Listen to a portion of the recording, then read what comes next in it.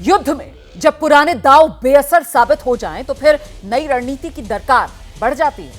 विपक्षी दल इस वक्त 24 की तैयारी में जुटे हैं और उधर बीजेपी का पहला लक्ष्य उन राज्यों में सरकार बनाने का जहां पिछली बार उसे करारा झटका लगा था। इसमें राजस्थान भी है, छत्तीसगढ़ भी है, मध्य प्रदेश भी है। बीजेपी को विधानसभा चुनाव में कर्नाटक जैसे नतीजों का सामना ना करना पड़े, इसके लिए अब फूंक फूंक कर पार्टी कदम आगे बढ़ा रही है।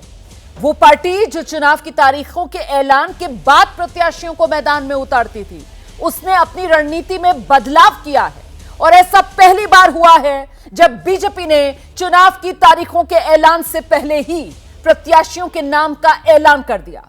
बीजेपी ने मध्य प्रदेश के लिए 39, छत्तीसगढ़ के लिए 21 सीटों पर उम्मीदवारों के नाम का ऐलान किया। अच्छा, खास बात यह है कि ये जो सीटें हैं, ये ऐसी सीटें हैं जहां मौजूदा विधायक कांग्रेस पार्टी के हैं, यानी पूरा फोकस बीजेपी का कांग्रेस पर हावी होने का है। जिन सीटों पर बीजेपी ने उम्मीदवार उतारे, वहां पार्टी की पकड़ जो है वो काफी कमजोर मानी जाती रही है। ज्यादातर सीटें ऐसी ही हैं जहां बीजेपी या तो अब तक जीत का कमल खिला नहीं पाई या फिर अभी बेहद कमजोर स्थिति में है। लेकिन इस बार इन्हीं कमजोर सीटों को अपनी सबसे बड़ी ताकत बीजेपी बनाना चाह रही है। बीजेपी यह भी जानती है कि इन राज्यों के नतीजों का असर सीधे सीधे लोकसभा चुनाव पर होगा। ऐसे में वो कोई कील कांटा बाकी नहीं रखना चाहती। साल के आखिर में जिन बड़े राज्यों में विधानसभा चुनाव है, उसमें तेलंगाना को अगर छोड़ दिया जाए तो बाकी राज्यों में मतलब लड़ाई जो है वो बीजेपी वर्सेस कांग्रेस के बीच सीधी टक्कर की। ऐसे में कांग्रेस के पास भी ये मौका बड़ा है जब वो बीजेपी को हराकर खुद को इंडिया गठबंधन में और ताकतवर बना सकती है। लेकिन सवाल है, अगर कांग्रेस मजबूत हुई तो इंडिया गठबंधन पर इसका कैसा असर पड़ेगा, क्योंकि इस गठबंधन की तीसरी बैठक से पहले ही कई पेच भी गठबंधन में नजर आने लगे हैं। और सवाल यह भी, 24 के सियासी घमासान में बीजेपी के फ्रंट फुट प्लान का कांग्रेस के पास तोड़ क्या है। उससे भी बड़ा सवाल, जब बीजेपी इतनी एडवांस तो विपक्ष की जीत का कितना है चांस। इन्हीं तमाम मुद्दों को लेकर करेंगे चर्चा, लेकिन पहले सियासी बार पलटवार।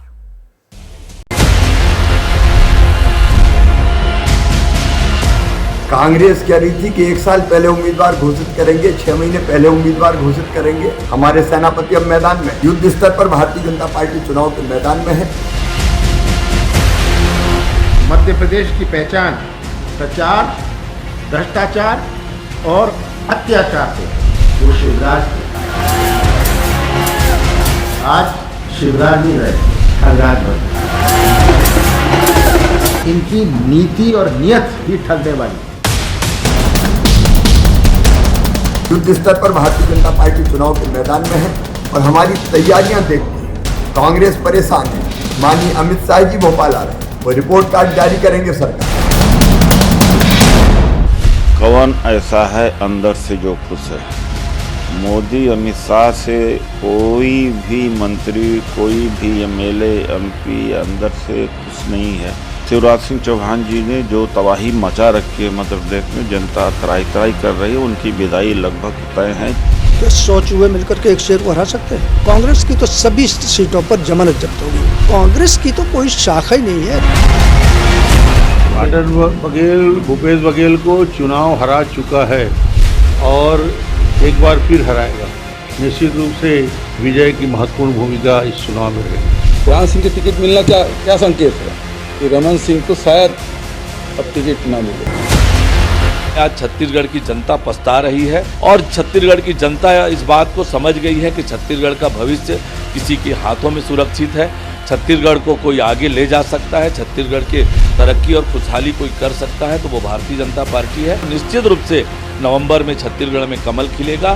यहाँ की सरकार के मन में खौफ, हारने का डर, और ये डर अच्छा कि लोकसभा आप हारने जा रहे हैं, विधानसभा आप हारने वाले हो। पटना और बेंगलोर में जो बैठकें हुई, एक बहुत ही सक्सेसफुल बैठक, तो सब प्रमुख नेता मौजूद रहेंगे।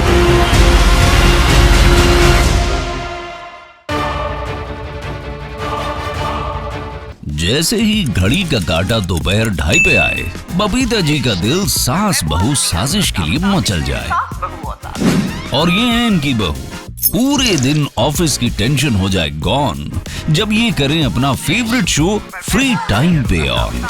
इनकी तरह आप भी देखिए अपना फेवरेट शो अपने टाइम पर और डाउनलोड कीजिए एबीपी लाइव ऐप अपने स्मार्ट टीवी पर।